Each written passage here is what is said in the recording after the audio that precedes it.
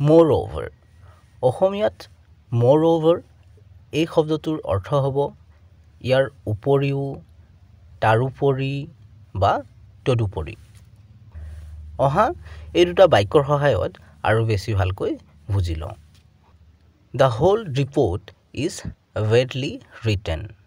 Moreover, it's inaccurate.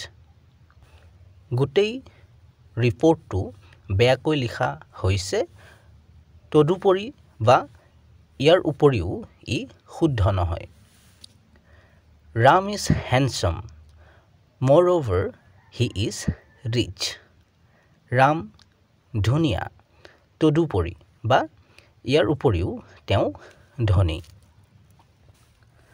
চেনেলটো subscribe কৰি ল'বা কাৰণ এনে ধৰণৰ ভিডিঅ'বোৰ ইয়াতে পাই থাকিবা